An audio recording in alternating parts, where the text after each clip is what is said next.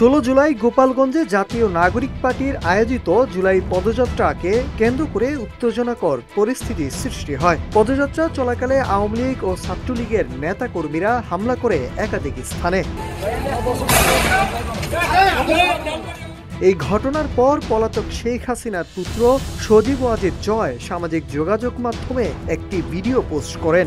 ভিডিওটি 16 জুলাই গোপালগঞ্জের বলে দাবি করেন জয়। এরপরেই ছড়িয়ে পড়া ভিডিওটি নিয়ে ব্যাপক আলোড়ন সৃষ্টি হয়েছে। তবে ফ্যাক্ট চেকিং প্রতিষ্ঠান রিউমার স্ক্যানার জানিয়েছে, ভাইরাল ভিডিওটি ব্রাহ্মণবাড়িয়ার একটি ছিনতাইয়ের ঘটনায় ছিনতাইকারীকে গণধোলাই দিয়ে পুলিশের হাতে তুলে দেওয়ার ভিডিও।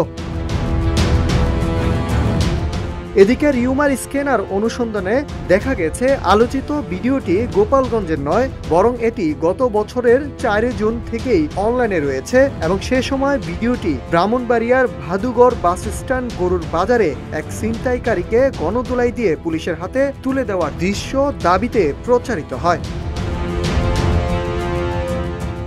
গত বছরের বিভিন্ন কুরবানির পশুর হাটে অপরাধ নিয়ন্ত্রণে আইন শৃঙ্খলা বাহিনী ব্যাপক অভিযান চালায়। সেই পটভূমিতে ভিডিওটি প্রচারিত হয়েছিল। ফ্যাক্ট চেকিং এ ভিডিওটি সততা প্রকাশের পর সজীব ওয়াজেদ জয় তার ভেরিফাইড ফেসবুক থেকে ভিডিওটি সরিয়ে নেন। Nahid Hasan, news desk, Ittefaq.